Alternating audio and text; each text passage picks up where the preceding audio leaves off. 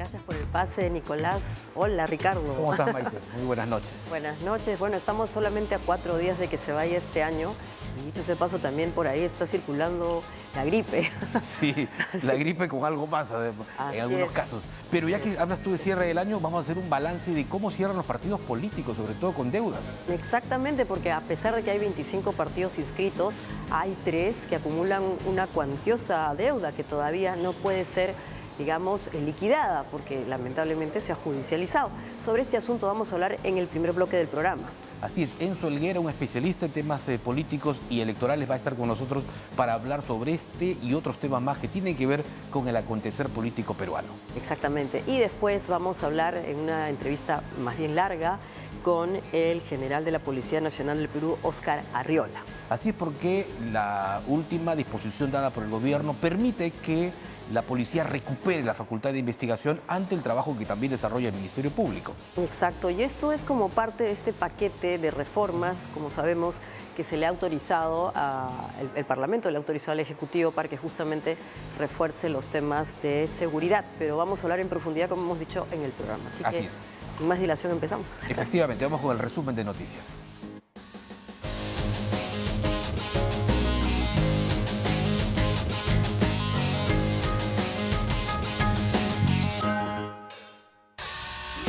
Vamos a ver un mayor crecimiento alrededor del segundo semestre del año y lo que prevemos es un primer trimestre positivo y este debería ir acelerándose a lo largo del año. Estamos avanzando en el destrabe de proyectos mineros. Como se ha señalado, la inversión minera es fundamental para generar un impulso adicional a la inversión privada, pero también lo es, además de la inversión minera, la inversión en infraestructura.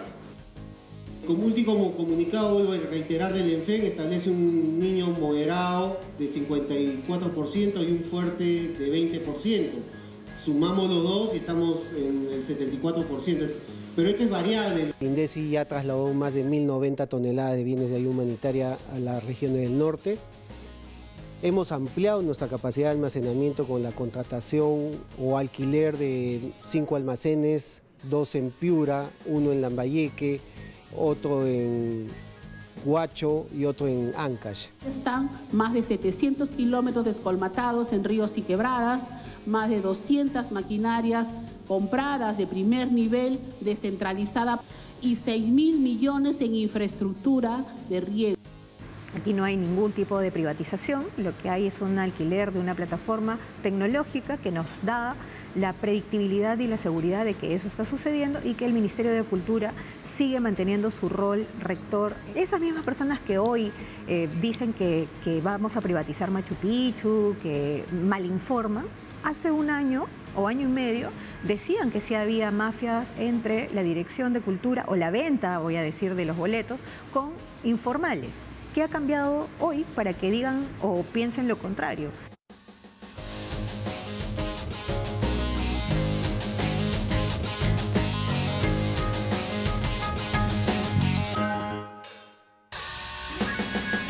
Vamos de inmediato entonces con diálogo abierto para hablar, Maite, de lo que decíamos en la presentación.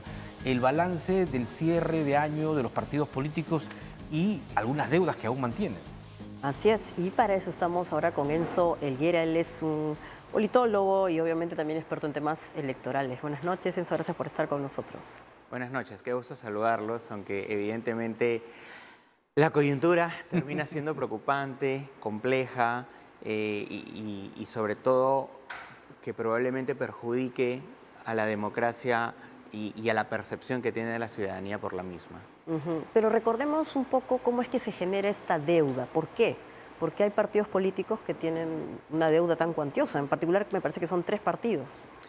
Sí, mira, hay una suerte histórica en donde los partidos políticos han asumido deudas, pero después los organismos electorales lo que han hecho es condonarlos o hacer alguna especie, digamos, de salvedad de la cual al final han aplicado a otros partidos políticos. Entonces, cuando tú haces una vez eso y gozas como órgano electoral de la simpatía, probablemente de estos partidos dentro del Parlamento, entonces piensan que siempre van a poder tener ese manejo, ¿no? Precisamente porque son sometidos a una especie de control político que suele hacer el Parlamento.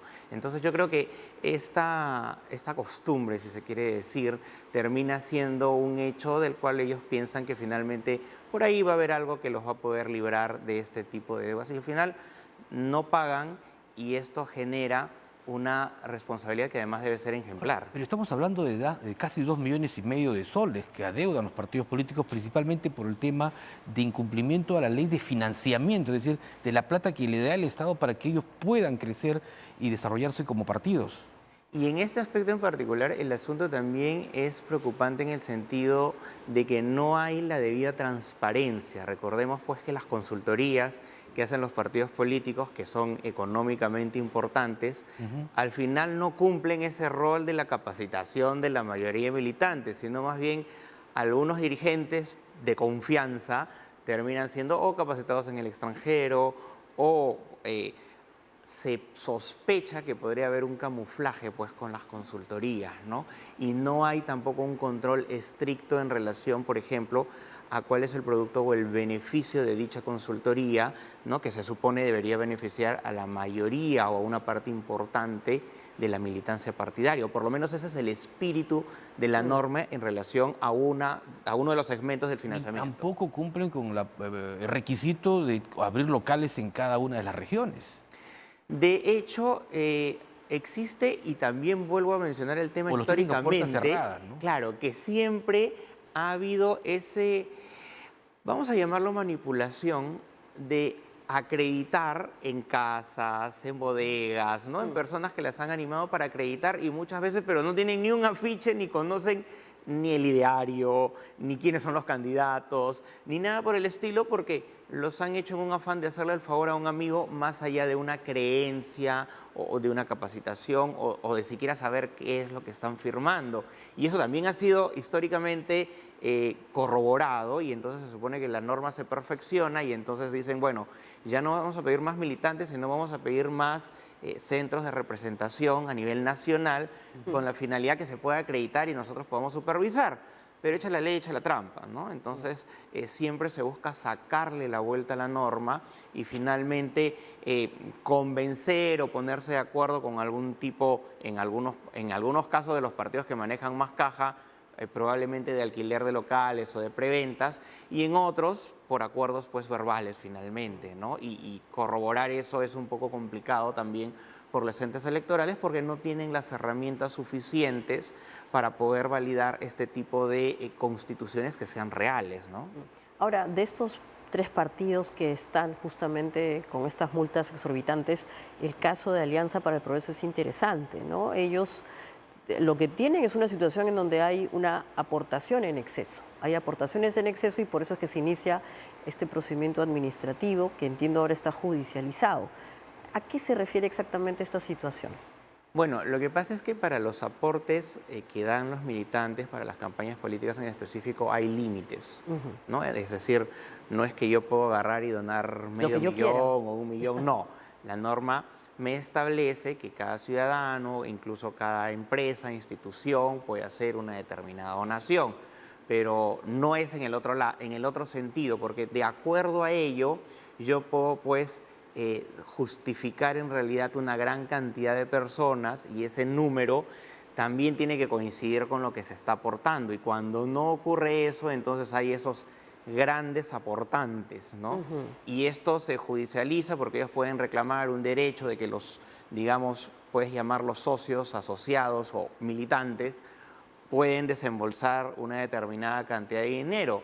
Sin embargo, en la etapa sobre todo electoral, esto está normado y como está normado, tú no te, justo es para no excederse, ¿no? Entonces, y también obviamente hay una investigación muy importante para que no haya el famoso pitufeo, ¿no?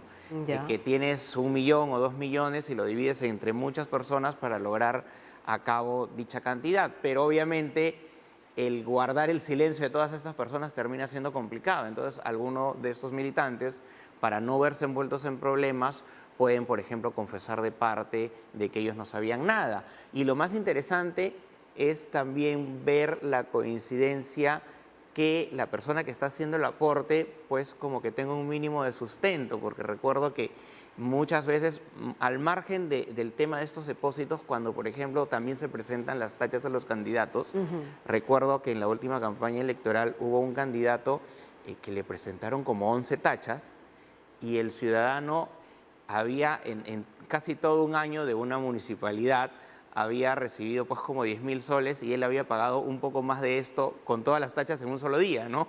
Entonces, anomalías como estas podrían darnos algunos temas interesantes de saber cómo se está moviendo este dinero. Y eso que estaban haciendo ahorita la observación del dinero que entró, digamos, formalmente. Claro. Hay otra parte en la que uno puede contratar determinados servicios que no se ven o que no se pueden materializar y obviamente esa otra parte ni siquiera se llega quizás a supervisar de manera eficiente. Ahorita lo que se supervisa es lo que se ve, ¿no? Es decir, ¿qué le falta a la OMPE, por ejemplo, para hacer este control?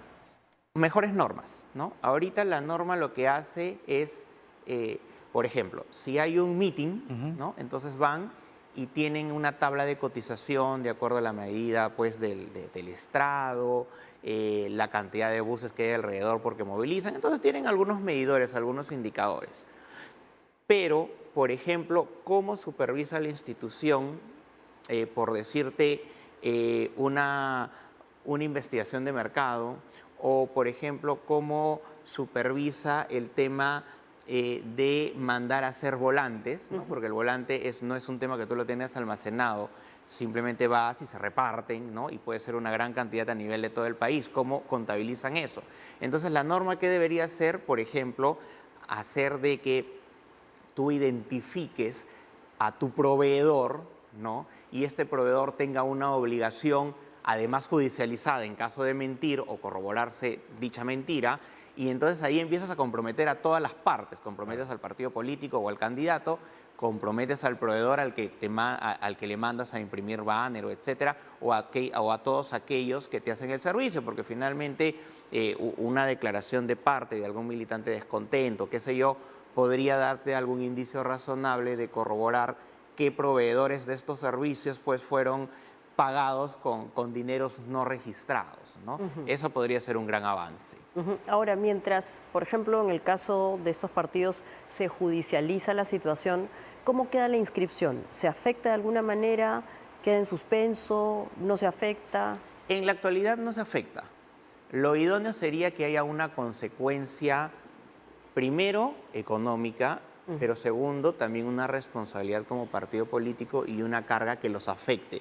Por ejemplo, de participar en las siguientes elecciones. Claro. Entonces, obviamente, ahí van a pensar dos veces antes de buscar intentar sacarle la vuelta a la ley. Pero, sin embargo, lo que hemos visto en el Congreso es el tema de la ley Paso, por ejemplo, de los partidos políticos. No sé si el término es el más correcto, pero han sido los grandes favorecidos, ¿no? Finalmente, las grandes cúpulas, es decir, si sumamos deudas, si subimos incumplimientos para financiamiento, si sumamos ahora esta posibilidad de que los propios líderes de los partidos sigan siendo justamente los postulantes, los candidatos, los cabezas de lista, prácticamente no hemos avanzado mucho.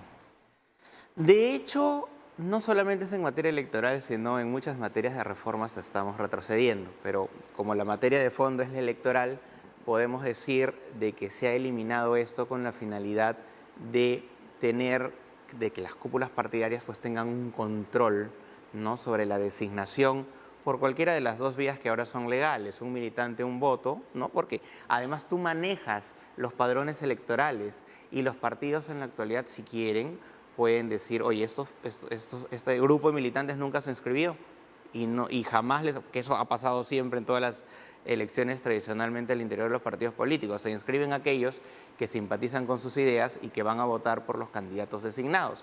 Y si también son los representantes por grupos de militantes, ocurre lo mismo, porque al final arreglan las votaciones desde las bases acreditadas, ¿no? Y luego manejan, y es más fácil negociar con menos que serían los representantes que con más que serían todos los militantes. Ahora, lo que parece increíble, Enzo, es que estas multas están vinculadas a 3 partidos políticos que uno podría decir, dentro del abanico de lo que existe, tienen una estructura, un recorrido, y cómo a un partido de estas características se le puede escapar este tema de la formalidad, ¿no? O sea, parece medio extraño, ¿no? O sea, tú nos has explicado que son los aportes formales, pero en un caso es en exceso, en otro caso no se declara. ¿Cómo podemos calificar esto? ¿Es negligencia? ¿No hay una práctica? Mira, hay dos tipos de casos que yo podría, digamos, en mi experiencia en campañas electorales, separar. Uno es el tema del egocentrismo de quien maneja el partido. Ya. Es decir, yo quiero que esto se haga de esta manera y mi asesor legal o el contable me puede decir, no, pero esto está prohibido. No me importa, yo quiero que se haga A mi manera. y punto. A mi manera, bajo mi forma. Ese es un primer, digamos, una primera posibilidad de acuerdo a lo que he podido observar en mis experiencias en campañas electorales. Y en la otra, es alguien que está mal asesorado porque se asesora de los amigos que no le van a cobrar o que prefieren deberle favores para luego pagarles si son elegidos. Entonces, en estos casos, no te van a venir profesionales que tienen experiencia porque no te van a hacer el trabajo gratis. Entonces, en ese contexto, son mal asesorados y luego tienen este tipo de problemas porque piensan que todo se pudo pagar con favores a futuro, ¿no? Entonces, yo creo que hay estos dos grupos en los cuales se pueden dividir este tipo de digamos, detentores del poder al interior de los partidos políticos. Y no es poca cosa, ¿no, Ricardo? Porque son Alianza para el Progreso, Fuerza Popular y Renovación Popular, imagínate, o sea... Digamos, tres partidos aparentemente sólidos, claro, grandes, ¿no? en el Congreso. Imagínate, que si a esto se le escapan las tortugas, como se dice... Imagínate los demás. Los demás, o sea... Probablemente, en el caso de los demás, es decir, no quiero generalizar ni acusar a ningún partido político, pero probablemente ellos sí han justificado adecuadamente los topes, por ejemplo, pero eso no quiere decir que no haya habido dinero no registrado con lo cual han pagado otro tipo de temas, ¿no? Entonces, igual se nos va a escapar y el problema es que con estos partidos más grandes, digamos, o como se ven más tradicionales, justo como son más organizados, han tenido más apuestas y más aportantes, ¿no? Y al tener más aportantes, el exceso los ha ganado y no lo han podido, digamos, controlar. Entonces también tiene que ver ese flujo de fama del partido político o de posicionamiento, ¿no? Entonces no es coincidencia, como mencionas, pero evidentemente lo importante es que haya la correcta asesoría que probablemente no hayan tenido o no les hayan querido escuchar a los técnicos. Ya que estamos cerrando el año, me gustaría un análisis tuyo del hecho de que el Perú tenga 25 partidos políticos actualmente en el padrón. Y 9 en inscripción, en proceso. Sí, porque pueden ser más, pueden llegar a 34, de hecho. Yo puedo decirte que es penoso, porque, y también si nos basamos a la historia... Y 13 bancadas en el Congreso, ¿no? Así es. Mira, y si nos basamos... yo siento que esto es un déjà vu, porque cada elección nos sentamos a analizar la proliferación de partidos políticos y en vez de retroceder, estamos aumentando la oferta electoral. ¿Y esto por qué le hace daño a la democracia y debería invitarnos a la reflexión? Los comerciales de televisión no pueden durar más de 30 segundos porque no hay mayor nivel de recordación. ¿Te imaginas 34 mensajes políticos en un debate, en spots publicitarios? ¿En realidad las personas van a escucharlos? ¿Van a usar el razonamiento para escuchar a todos ellos y poder discernir qué candidato dice la verdad, qué candidato no los está paseando? No hay forma, ¿no? Tendría que ser un ejercicio científico y analítico, incluso para los periodistas y analistas hay que hacer un análisis bastante complejo antes de llegar a conclusiones y resúmenes de qué dice cada uno. Pero este ejercicio no lo hace la ciudadanía. La ciudadanía entonces termina votando por emociones por la única persona que le cayó bien o que le pareció más simpática o ese tipo de situaciones, ¿no? O que le escuchó porque gritó más, ¿no? Entonces, y no terminan escuchando contenido. Entonces estamos perjudicando más a la democracia con esta proliferación de partidos políticos y no se está centrando ideas, no se está teniendo esa materia de calidad para que las personas finalmente terminen votando por la mejor persona o por las personas a las cuales le darían la llave del país para que lo administre. Y dices bien eso, porque imagínate, 34 visiones del Perú es imposible. O sea, este país es retador, pero no creo que dé para tanto. De 4 formas distintas de pensarlo, no sé. Sí, lamentablemente el tema de ser aventurero en política y sobre todo en el Perú nos lleva también a recordar una relación con otros países en donde las democracias son más fuertes, justo hay menos cantidad de partidos políticos y este es un gran problema que tenemos principalmente en América Latina y en países donde hay estas frágiles democracias, podemos ver no solo Perú, Chile, etcétera, tienen pues fragilidad, hay una relación con la fragilidad, a diferencia de otras democracias mucho más fuertes, Brasil, Estados Unidos o el mismo México. No son muchos partidos políticos y nos puede permitir identificar 3 o 5 o 6 alternativas o posturas políticas, que esas sí son mucho más fáciles de analizar y de percibir y de poder simpatizar con alguna de ellas y tener un voto más consciente finalmente. Bueno, muchísimas gracias por haber venido esta noche y por haber hecho este análisis interesante, sin duda, al finalizar el año para hacer una recopilación de los partidos políticos peruanos. Un gusto. Bueno, y antes de irnos, Ricardo, vamos a ir a una foto del año 1936. A ver, se trata, wow, mira, esa era una computadora que debe ser similar a lo que tienes en el celular. Konrad Zuse, destacado ingeniero alemán que fue el pionero en el mundo de la informática, diseñó y fabricó la Z1. Así es, que para muchos es la primera computadora programable de la historia. Y pues, claro, si eso la traducimos en la actualidad, es tu debe ser el celular, ¿no? Así es. Claro. Más o menos. Tal vez un celular de hace 20 años. Y con menos RAM de velocidad.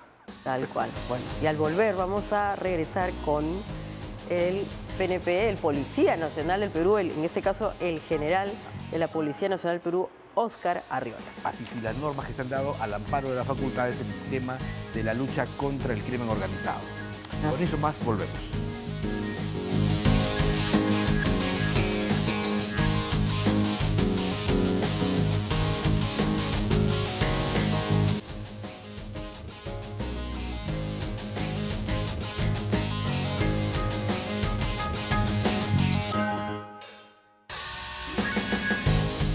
Muy bien, ya estamos de vuelta, Ricardo, y vamos a hablar con el general de la Policía Nacional del Perú, Óscar Arriola, que además está vinculado a la Dirección Nacional de Investigación Criminal, para conocer las nuevas capacidades que van a haber justamente para esta institución. Así es, general, ¿cómo está usted? Muy buenas noches. Gracias por estar aquí en TV Perú. Muy buenas noches a ustedes. ¿En qué consiste esta norma anunciada por la presidenta el jueves en el sentido de que revoluciona el trabajo de la policía al recuperar esa facultad de investigación?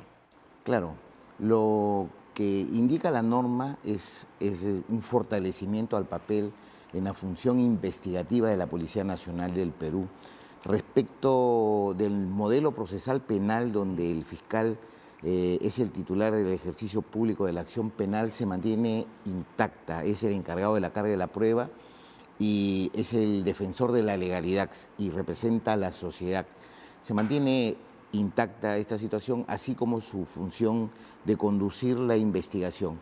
Lo que acá se ha dado a través de estos 30 artículos modificados es un dinamismo a la investigación y a que la policía, al tomar la noticia criminal, comunique al Ministerio Público y comience las investigaciones. ¿Sí?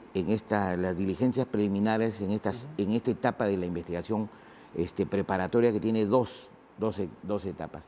Entonces, acá empieza las diligencias preliminares a través de los actos urgentes, inaplazables, urgentes. ¿Cuánto tiempo tiene la policía para ello? La policía va a informar al fiscal y empieza con las diligencias.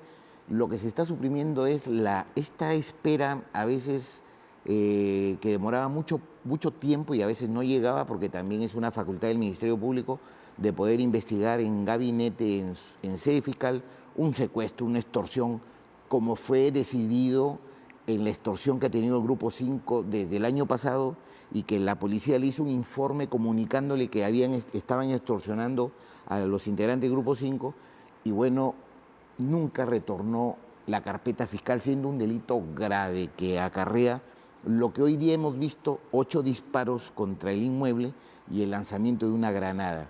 Entonces, el plazo, no es que no vaya a haber una carpeta fiscal de una disposición, sino es haber suprimido esa carpeta que ya no es obligación. ¿Qué hubiera pasado si la policía hubiera seguido la investigación en ese caso? Lo que sucede es que va a haber una proactividad, un dinamismo, una seguidilla de los elementos, de los indicios, de las evidencias y va a poder actuar oportunamente. Recordemos que cuando un ciudadano se acerca a la policía a denunciar una violación sexual, una estafa, un robo, una extorsión y además proporciona algunos datos de los posibles sospechosos o de las cámaras que existen en tal lugar o de algunos documentos que los tiene tal persona y que guardan vinculación o de la presencia de una u otro testigo, y no podemos hacer nada mientras no llega la carpeta fiscal. El ciudadano va a la dependencia policial al tercer día, al cuarto, y le dice, a pesar de que yo le he dicho esto, ustedes no están haciendo nada y no se podía hacer por esta carpeta que tenía amaniatada a la Policía Nacional del Perú.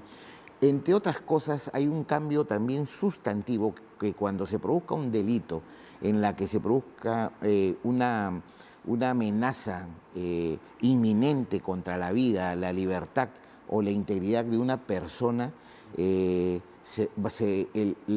la Fiscalía por sí o a petición de la Policía Nacional va a pedir el levantamiento del secreto de las comunicaciones, así como el secreto bancario, cuando hay cuentas vinculadas o cuando hay teléfonos móviles de víctimas, General, de autores de esto. En este caso sí tiene que haber un plazo específico. ¿Eso se va a hacer en 24 horas, En 24 inmediatamente, horas. ¿no? Porque en este caso sí hay una urgencia. Las telecomunicaciones son inmediatas, una hora más, una hora menos puede ser determinante. ¿En Sí. cuánto tiempo se va a producir el levantamiento de las telecomunicaciones? Bueno, la norma ha señalado 24 horas, pero en estricto es desde que pide el fiscal, pero si lo pide a impulso de la policía, cuando recibe, el plazo empieza a contarse desde que recibe el informe de la policía. Y de ahí 24 horas y el juez tiene también el mismo plazo para resolver.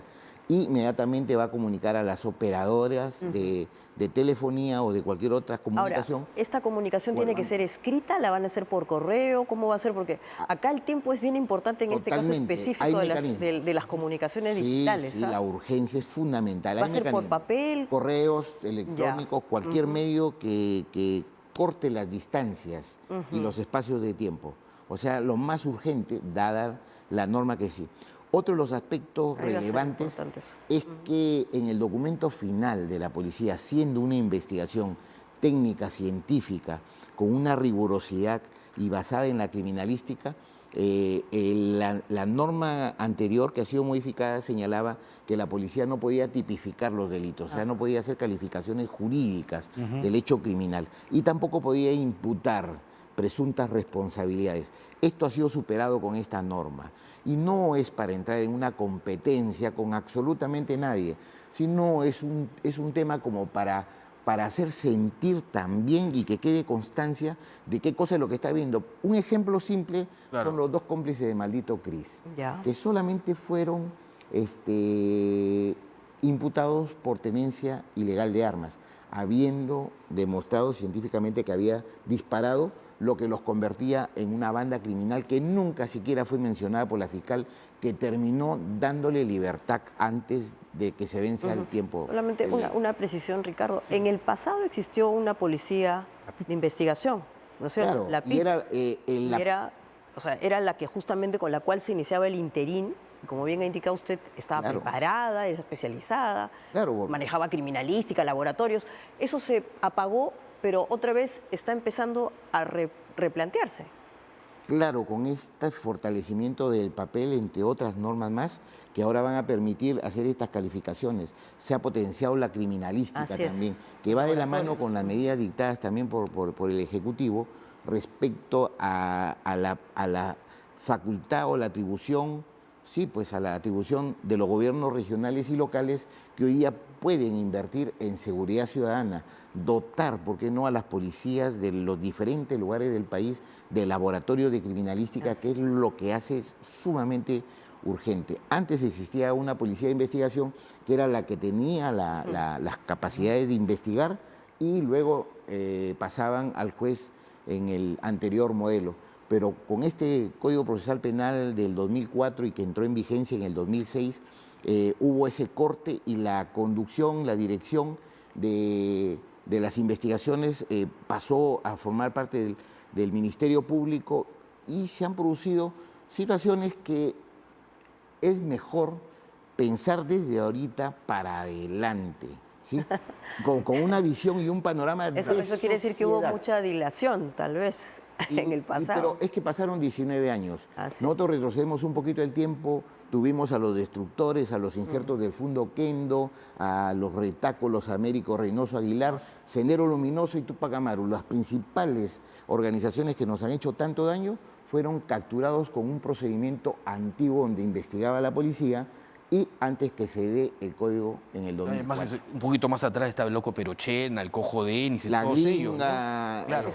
Denis Sarmiento Martínez, el cojo Ajá. Denis, Jorge Sí. Ubaldo Acosta Herrera, el Meteoro, y todos los que forman parte de los que hemos trabajado toda una vida Claro. en esta investigación. Hoy ya estamos atados de Ahora- manos. Hay un robo en Chorrillos, se captura a los 5 minutos en Lince, el fiscal de Chorrillos no quiere intervenir porque dice que él solamente va a ver el robo.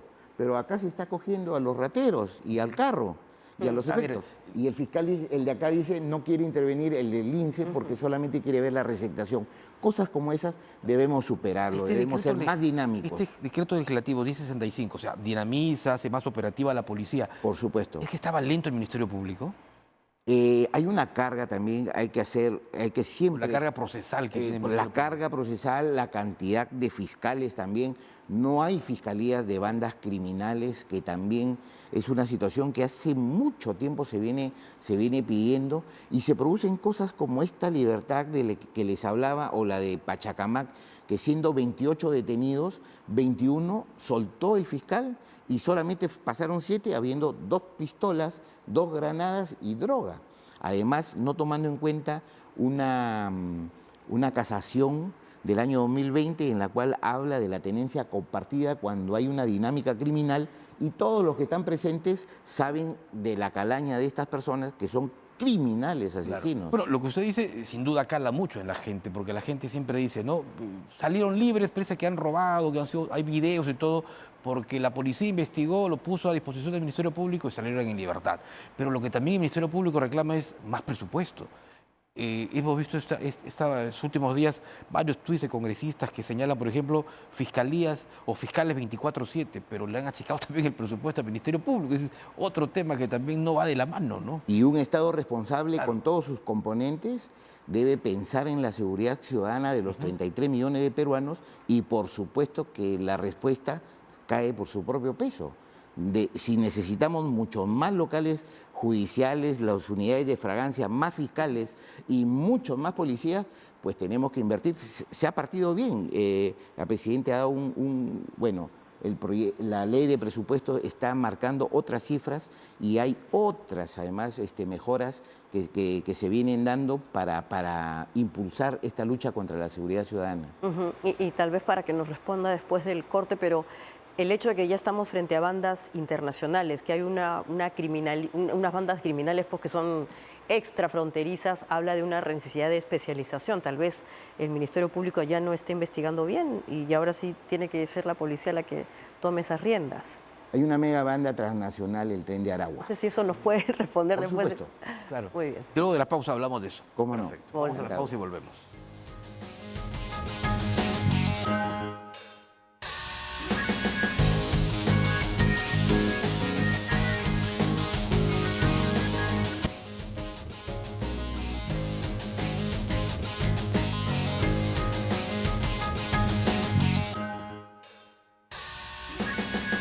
Muy bien, general. Por favor, ¿nos podría responder a la pregunta? Claro, con mucho gusto.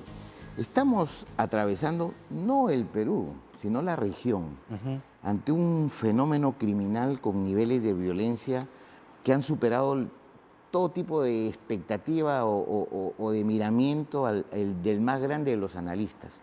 Y estamos hablando de megabandas transnacionales, como por decir el Tren de Aragua, que está en Ecuador, Colombia, Argentina, Brasil, Bolivia, Chile, Perú, Paraguay y Uruguay.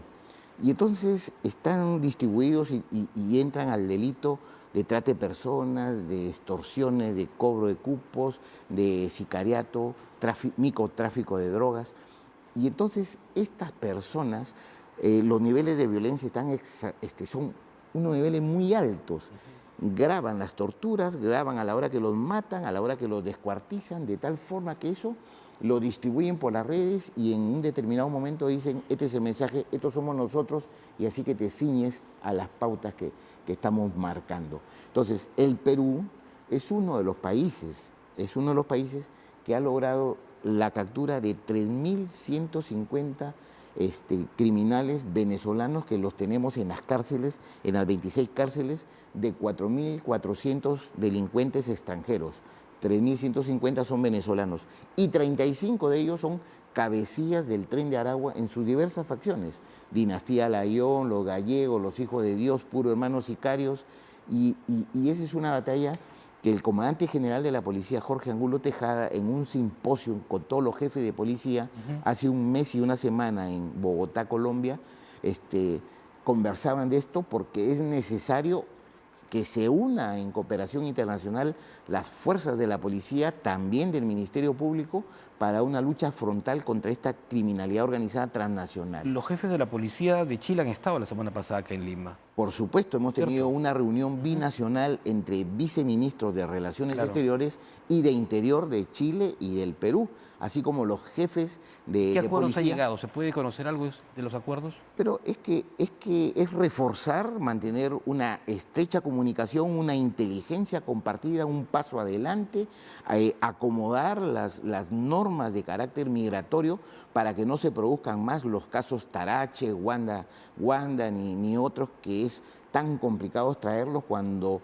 tiene que haber por reciprocidad unos acuerdos en los cuales tú capturas al asesino que acaba de matar y causar un malestar en una ciudadanía, ponlo en la frontera para irlo a recoger, y eso se ha dado toda una vida. Hoy día estamos tan exquisitos. ¿Por qué no se puede llegar a ese acuerdo con Colombia? Está Tarache, está Wanda del Valle y no las pueden traer.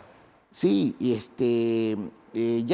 sobre ellos un proceso de extradición. En estos días, yo antes de ayer, bueno, no creo que pueda revelarlo, pero tuve un encuentro por estas fechas, una comunicación con los familiares de Catherine Gómez, lamentablemente asesinada, y que ya va a cumplir un año, y entonces se esperaba ya la extradición antes de Navidad como no sé, dentro de todo, gesto, para un resarcimiento, ¿no?, de todo esto. Pero por reciprocidad, cuando hemos capturado nosotros delincuentes de nacionalidad colombiana, los hemos dejado en la frontera con Leticia. Pero ello está en marcha y hay como les digo, un proceso de extradición y avanzamos. Y todo eso se ha logrado con la participación de la interacción y la estrecha cooperación entre policía colombiana, policía peruana y el FBI también, agentes como Norman, Jorge, ¿no?, que han tenido una participación ardua en todo este proceso que acabó con la captura de Wanda. Ajá. General, solo una preguntita, porque hoy se ha debatido mucho en los medios, ha sido materia de discusión, inclusive está en varios diarios, el hecho de que este decreto legislativo del jueves le permita a la policía, o mejor dicho, la policía ya no va a necesitar de la fiscalía para intervenir e investigar a ciudadanos. Hay quienes dicen que esta norma un poco que transgrede las normas constitucionales, porque le resta facultades al Ministerio Público. ¿Cómo va a ser esto? No le resta. En concreto, ¿cómo se materializa? En concreto, primero que la norma es absolutamente constitucional. El 159 de la Constitución dice que el Ministerio Público conduce la investigación desde el inicio del delito y el 166 norma constitucionalmente que la policía tiene la función de prevenir, investigar y combatir la delincuencia. Entonces, la Constitución está amparando las funciones, ¿cierto? Y entonces, el Ministerio Público sigue siendo el titular de la acción penal, conforme empecé a decirles a ustedes, y lo único que se está superando es esa gran traba y además una celeridad por los delitos violentos de sicariato, de extorsión, de tráfico de armas, de robo agravado, de homicidios, de asesinatos. Eso es lo que se logra. Entonces, en concreto, cuando se comete un delito, nosotros le vamos a decir al titular de la acción penal, el Ministerio Público, al que se va a encargar de brillar en los tribunales, de decirle que se ha cometido tal delito y que estamos investigando y seguimos investigando. No es necesaria la carpeta fiscal, pero la carpeta fiscal va a llegar.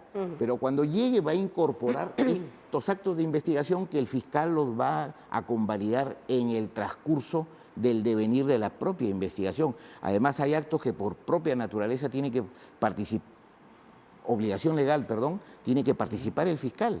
Y en esos actos, definitivamente que ya están comprendidos, los coloca, los añade, los adiciona, sugiere otros actos dentro de la carpeta fiscal, pero no vamos a esperar esa carpeta fiscal. Ese es un tema que lo hemos estado solicitando. Además, los profesionales de la investigación material del delito con técnicas especiales, con una inteligencia judicializada, agentes encubiertos, agentes especiales, colaboradores eficaces, observación, vigilancia, seguimiento, técnicas de interrogatorio, es para lo cual han formado a la Policía Nacional del Perú.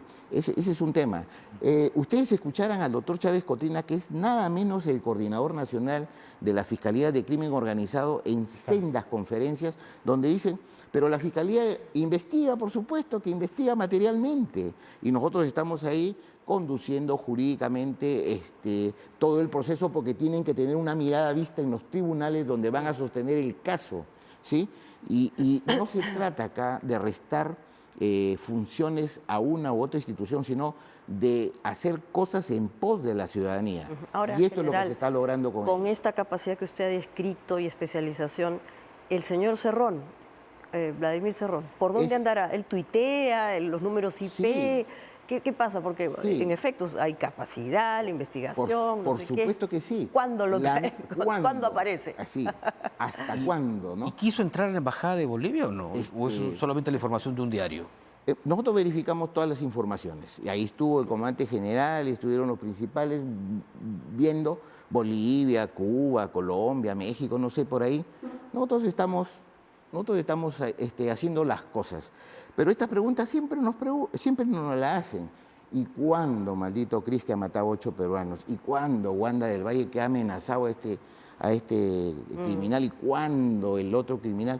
Y siempre terminan cayendo, acá o en cualquier lugar del mundo, porque así como nosotros capturamos a los delincuentes ecuatorianos, colombianos, mexicanos, italianos, igual en reciprocidad también coordinamos para que la justicia haga su trabajo en cualquier lugar del universo. Pero la inteligencia de la policía detectó una intención de Vladimir Cerrón el 23 de diciembre de ingresar a la Embajada de Bolivia. Hay informaciones. Nosotros siempre... ¿No se descarta? No, en absoluto. No se descartan y al contrario se comprueban. Se comprueban y una de las formas de comprobarlas son las que se realizan físicamente, ¿no? Y eso es lo que se hace. Y en cualquier momento estarán cayendo las personas que han cometido delitos y que sobre ellas pesan capturas, además capturas internacionales, ¿sí? Y además otras medidas como prisiones preventivas. Y el bien siempre triunfa sobre el mal, eso sí les puedo asegurar. Bueno, en verdad, además creo que la población que escuchó esa entrevista se llena de tranquilidad porque hemos descrito las capacidades que se están reforzando en la Policía Nacional y es muy necesario, ¿no? La inseguridad ciudadana es hoy día el problema número 1 a nivel de la opinión pública y es importante que la policía vuelva a dar seguridad y tranquilidad. Con toda seguridad, nosotros estamos prestos mirando todas las actividades y yo en mi calidad de director nacional de investigación, pero el comandante general me pidió también que le diga a la ciudadanía desde la prevención que ya estamos a puertas a fin de año y mucha gente viaja, que tome las medidas necesarias para viajar, como por decir, desenchufar la energía eléctrica, el agua, la luz, si lo entendemos así, y todos los artefactos eléctricos, bajar las llaves, etcétera, asegurar las puertas, ventanas, cualquier acceso, encargar la casa a alguien que tenga una mirada al frontis o a la parte de atrás y cualquier movimiento extraño, pero que sea de suma confianza, con los teléfonos no solamente de uno, sino de los otros familiares. Además, no publicar nada en las redes de que te estás moviendo a tal sitio, a tal otro. Y ir a una velocidad moderada y recordar siempre que hay un número 110 en las cuales un teléfono va a ser contestado por la Policía de Carreteras y en cualquier otro espacio el 105. Y muy pronto el 911. Y muy pronto 911 al número que nos tenemos que acostumbrar. Muy bien. Bueno, y ahora una lectura. Muchas gracias al general Arriola por esta charla. Sí, interesante. Muchísimas gracias, general. A Muy usted, amable muchas gracias. por haber venido Muy acá bien. a Diálogo Abierto. Y con esto nos vamos, Ricardo. Así es. Gracias por acompañarnos. Muy buenas noches. Volvemos mañana. Adiós.